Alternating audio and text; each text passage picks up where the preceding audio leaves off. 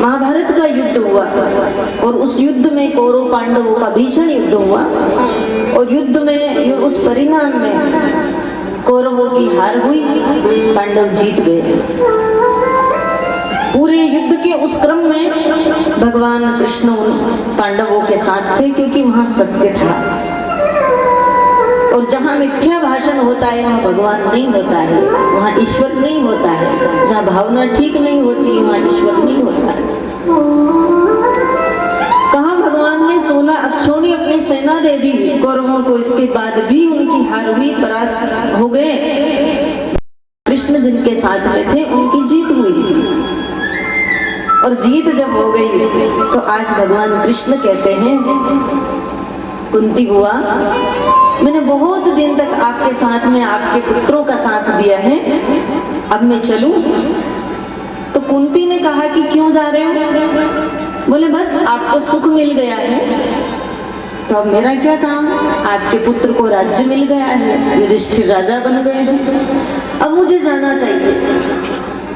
उस कुंती की आंख में आंसू आ गए और कहा कि गोविंद ये बात बताइए, आपने कहा कि सुख आ गया, तो सुख आ गया तो तुम जा रहे हो, इसका मतलब है कि दुख में तुम साथ रहते हो, सुख में नहीं। हम उन परंपराओं में जीने वाले हैं, उन शास्त्रों की बात को लेकर चलने वाले लोग हैं क्योंकि हम धार्मिक लोग हैं, हम सत्य सनातन को मानने वाले लोग हैं, हम हिंदू धर्म के लोग हैं, इसलिए हम शास्त्र पर विश्वास करते हैं, वो शास्त्रों की बातों पर विश्वास करते हैं। तो जहाँ हमारा स्वार्थ आता है वहाँ शास्त्र एक तरफ धरा रह जाता है, स्वार्थ हमारा अलग हो जाता है। बुआ ने कहा कि गोविंद आपने कहा कि मैं दुख में तुम्हारे साथ था, अब सुख आ गया तो सुख में मेरा कोई काम नहीं है, तो मुझे ये बताओ तुम दुख में साथ रहते हो ना, ऐसे सुख की भी मुझे चाह नहीं है। विपदो नहीं वो विपदा, संपदो नहीं वो संपदा, वो संपदा नहीं है, वो विपत्ति नहीं है। सबसे बड़ी विपत्ति तो वो है जिस दिन तुम हमसे दूर हो जाओगे, ये विपत्ति नहीं है। विपत्ति तो मुझे लगता कि अब आने वाली है, ये विपत्ति नहीं थी, महाभारत का युद्ध विपत्ति नहीं थी, अब तुम हमसे दूर हो रहे हो, ये विपत्ति है। इसलिए गोविंद एक काम करो, अगर तुम दुख में ही साथ रहना चाहते हो तो मैं अपनी झोली तुम्हारे सामने पसार रही हूँ, जितना भी दुख देना है वो दुख मुझे दे दो, लेकिन गोविंद तुम्हारा साथ मेरे साथ होना चाहिए, मैं तुमसे दूर नहीं रह सकती। ये हर एक व्यक्ति को महाभारत, श्रीमद् भागवत, रामायण, हमारे जितने भी पुराण हैं उन पुराणों की बात माननी चाहिए, वेद की बात माननी चाहिए, उसके पदचिन्हों पर चलना चाहिए, उसको आत्मसात करना चाहिए। कहानी किससे पढ़ने से, कथा सुनने से, कथा करने से कोई लाभ नहीं है जब तक उसको जीवन में हृदयंगम नहीं किया।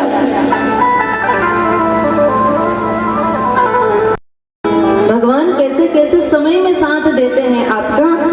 हाँ, अभी तो आलू ही जले हैं और भगवान का साथ हम छोड़ दें कहीं और विपत्ति ना आ जाए। और यही बात भगवान श्री राम से हनुमान जी महाराज कहते हैं,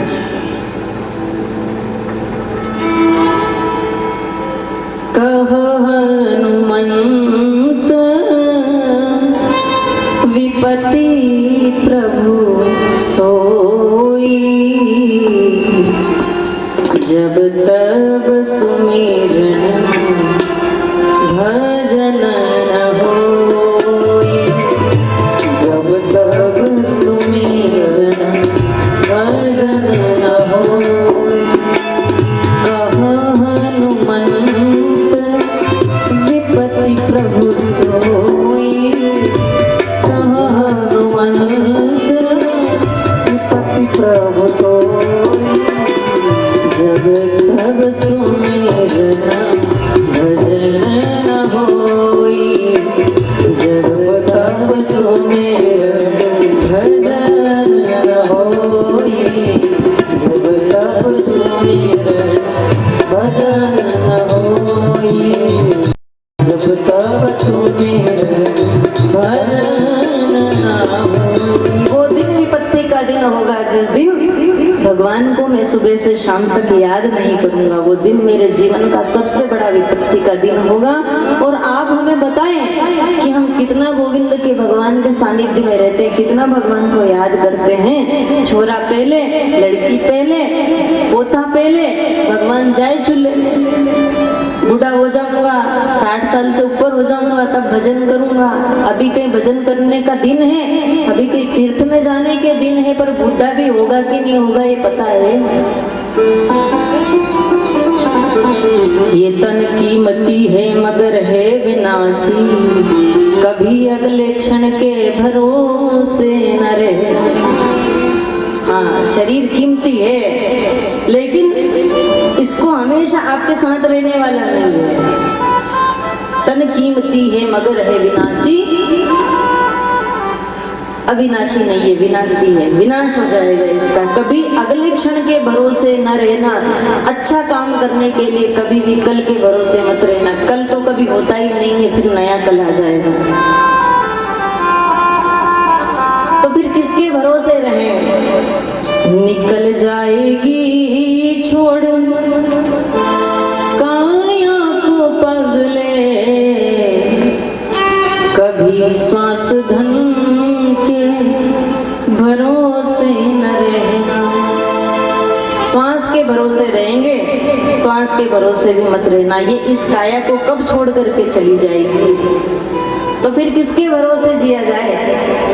बोले अपने मन के भरोसे जीता हूं मैं तो संत कहते हैं मन के भरोसे भी मत जीना। ये मन कैसा है? एक संत तो कहते हैं मारवाड़ में कि मारो मन बांदरो। मेरा मन कैसा है? बंदर। बंदर को देखा ना, कभी यहाँ छलांग मारेगा, कभी वहाँ, कभी वहाँ, कभी वहाँ, एक जगह स्थायी नहीं रह सकता उसका मन। बस आदमी में और उस बंदर में बहुत ज्यादा अंतर नहीं है, और हम सब भी तो बंदर हैं। दो तरह के बंदर हैं, कोई राम का बंदर है, कोई काम का बंदर है। राम के बंदर से पूछो भैया कहाँ जाओगे? बोले जहाँ राम जी भेज दे। कब आओगे? जब राम लौटा दे। क्या करना है? बोले जैसा राम करा दे। आगे क्या करना है? बोले जो राम जी की मर्जी। और काम के बंदर से पूछो कहाँ जाना है? बोले काम से। आधी रात को काम से, 12 बजे काम से, 4 बजे काम से, 6 बजे काम से, दिन की 12 बजे काम से, रात की 12 बजे काम से जा रहा हूँ, काम से जा रहा हूँ, काम से जा रहा हूँ। गया काम से, किसी काम का नहीं रहा, काम से जाते जाते काम से ही चला गया। तो ये मन कैसा है? बंदर जैसा है। तो संत कहते हैं एक क्षण में भोगी, एक क्षण में योगी। कभी कहता मैं भोगी बन जाऊं, कभी कहता योगी बन जाऊंगा, साधु बन जाऊंगा। कई लोग मुझे कहते बस एक छोरी की शादी करनी रही के बाद तो महाराज हम तुम्हारे जैसा जुड़ जाऊंगा, भगवा पहन लाऊंगा। थोड़े दिन बाद जाओ, अरे अभी कहाँ नानी का यहाँ फिर नानो हो नहीं, मजा बदल जाता है।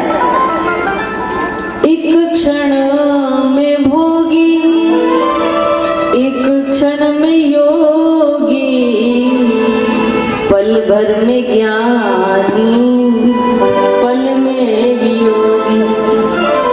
बदलता जो हर क्षण में दृष्टि अपनी, कभी अपने मन के भरोसे न रहे। तो किसके भरोसे रहे? बोले बेटे के भरोसे, पत्नी के भरोसे।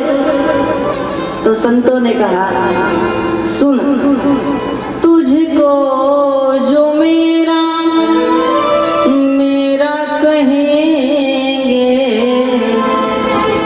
तुझको जो मेरा मेरा कहेंगे, जरूरी नहीं वो भी तेरे रहेंगे, जरूरी नहीं वो भी तेरे रहेंगे। मतलब से मिलते हैं दुनिया के साथी, सदा उस मिलन के भरोसे न रहना।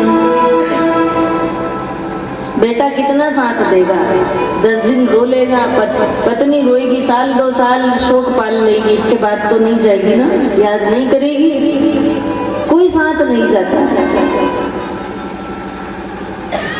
हम सोचते काम दुनिया के कर ले, धन काम अर्जित कर नाम कर ले, फिर एक दिन बन के साधु रहेंगे, उस एक दिन के भरोसे न रहना। इसलिए अंत में 2-3 पंक्ति बड़ी अच्छी, बड़ा सुंदर भाव लिखा है इसमें। भक्तों ये अर्जित गुरु ज्ञान कर लो, या प्रेम से राम गुणगान कर लो, अथवा श्री राम नाम रटो नित नियम से, अथवा श्री राम नाम रटो नित नियम से, किसी अन्य गुण के भरोसे न रहना। माला ले लो, अब तो भजन करो, बस उसी में सार है, बाकी दुनिया में सार नहीं है।